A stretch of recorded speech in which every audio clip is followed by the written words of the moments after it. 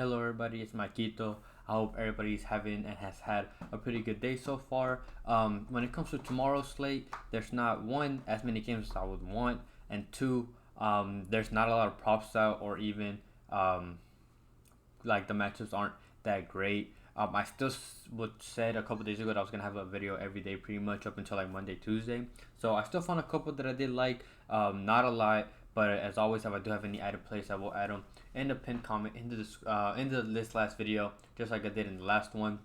So I'll just get straight into it. My first pick is Cole Palmer to go higher than 2.5 shots playing away from home for England, going up against Finland. I usually fade England and English players in general, but last time I took England props, I took players that I actually liked instead of just going stat wise too. Like I used to take Mino and Cole Palmer. I feel like it's one of those players that I just want to rely on.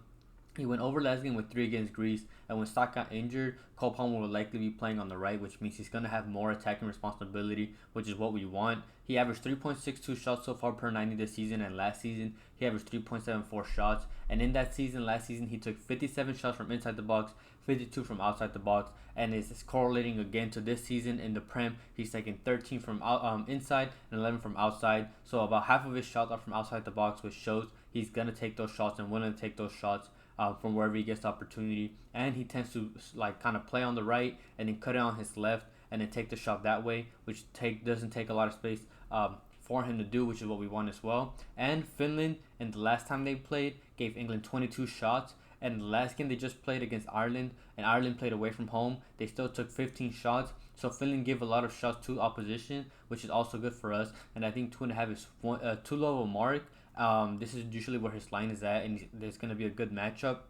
And England need the 3 points if they want to try to go after first place, because they lost the last game against Greece. And he's their best player so far, in my opinion, in form, best attacker. He's gonna have more responsibility. I just like this matchup and I like this line, so I like Cole Palmer to go higher than 2.5 shots. And then the other player prop that I found that I liked is actually in women's soccer, and that's Maria Sanchez to go higher than 1.5 shots assisted, playing at home for San Diego, going up against Houston. She's averaged 2.22 shots assisted per 90 so far, and she's much more of a playmaking winger as opposed to a winger that likes to shoot like most wingers are. And it shows because she hasn't scored a single goal this season, but she has had 5 assists, and she plays every game for San Diego, which is good for us. And Houston is the worst team in the NWSL, both home and away. And when Maria Sanchez played Houston away from home, first of all, San Diego only took 10 shots, and she still went over this prop with 2. And I expect more shots from San Diego in this game. And if she went over last time with just 10 shots, I expect her to go over in this game at home, where they're going to take more shots. And when it comes to shots given to opposition in away games, Houston gave Orlando 23. They gave Washington 17. They gave Gotham and Chicago 8 shots, but those are not good attacking teams. And then gave Kansas 27 shots. So they allow a lot of shots away from home. They're just a bad defensive team, and it's a good matchup for Maria Sanchez to exploit. And they also need to take advantage of this, because if they win this game, they'll be 3 points away from a playoff spot with a couple games to go. So they need to take advantage of this weak defensive matchup, and I just like the matchup in general. This is where her line would usually be at. Playing at home, she's a playmaker. I like this as well. I like Maria Sanchez to go higher than 1.5 shots assisted. Before I get into the money line, just want to mention, as always, for those that don't know, I have the YouTube memberships linked in the description, or you can just click the join next to the subscribe button.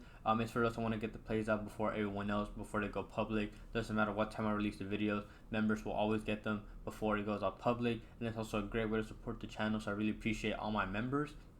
And I also have all my other codes, such as my underdog, my PrizePicks, where the player props are at. A lot of people, like some people message me or drop in the comments and then they'll delete it, but they'll say stuff like, oh, this line is like minus 500 on my sports book. Well, yeah, that's because the player props are specifically meant for the fantasy apps like PrizePicks and Underdog, and then the moneyline plays are specifically for those sports books, because that's what I mean when for the player props are for those fantasy apps. So I just wanted to put that out there. And the fantasy, when it comes to the moneyline plays, that's my Fliff code if you want to use that as well. And I really appreciate anybody who supports me in any way, whether it's liking the video, commenting, donating, being in a YouTube membership, just anything really helps.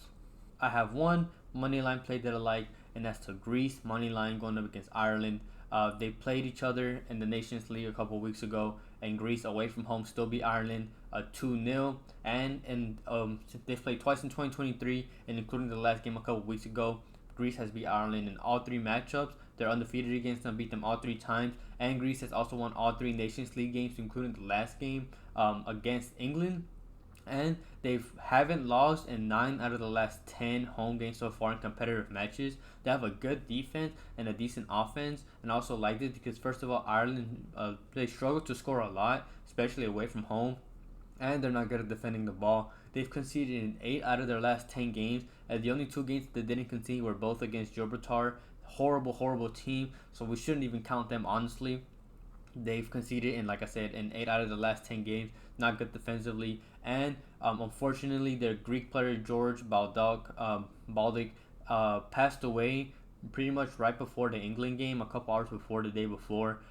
Greece actually tried to postpone that English game, but they were unsuccessful. They weren't allowed to, and they played for him. Went out there, beat England, so I expect them to do the same thing. They're still very emotional. It just happened 2-3 days ago.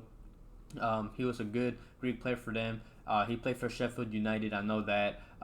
It was just an unfortunate passing, just out of nowhere. He drowned in his home. The people don't know what happened, but like I said, just Greece are gonna play hard for him. Did it against England in an upset win, and I expect them to do it again against a much weaker team in Ireland. And if they win this game, they'll keep that first place spot going up. Going into the last 2 games, they'll be 3 points ahead, and then they would be against England. So I just like this matchup. They have something to fight for. They're a good team, and now they have that extra motivation at home. Already beat them 3 times in the last year, so I like this play. I like the Greece money line going up against Ireland. Thank you everybody for watching. Quickly going over last video's picks. It was about time it was due. Hit both money line plays, 2-0, swept those. Portugal money line against Poland, they came through, and then the Columbus second half 3 money line. New England didn't even score throughout the whole game, and Columbus won the full game 4-0 and won in the second half 2-0. And then when it comes to player props, I went 3-2 overall. I had 2 added plays. Luka Modric higher than 0.5 shots attempted, and Bruno higher than 2 shots attempted as well on the added plays hit, and then Diego Rossi to higher than 2.5 shots hit as well. And the 2 that missed were Billy Gilmore lower on 50.5 passes. A lot of people didn't get it anyways, which I guess is technically a good thing. It got taken away fast. But he had like 22, 23 passes going into halftime, and because Croatia took the lead, Scotland had the ball more, and unfortunately he went over. And then Diogo Costa to go lower than 2.5 saves. He barely went over with 3. Nothing to say there. He got the 3rd one. I didn't expect Poland to take 4 shots on target. I didn't even think they were going to get 3, honestly. But 3-2 on player props, swept the money lines. So we had a much better day, even in these international games where it's much harder to predict. So not a bad day. Finally came through with the money lines, and then hopefully we can carry that momentum going into tomorrow's slate. And it's like I mentioned before, if I do have any added plays, I will add them in the pinned comment in the description, usually about an hour to 30 minutes before the game start. I will try to have a video out tomorrow. I know I said I was going to have one every day, but I will be with family tomorrow, so there's a chance I might not have a video, or if I do, it could be one of those where I just record on my phone and just try to do it all in one take. Not sure how it's going to go. Just wanted to put that out there just in case I don't have a video tomorrow. But other than that, I hope everybody has a good night, a good day, and we can cash out tomorrow.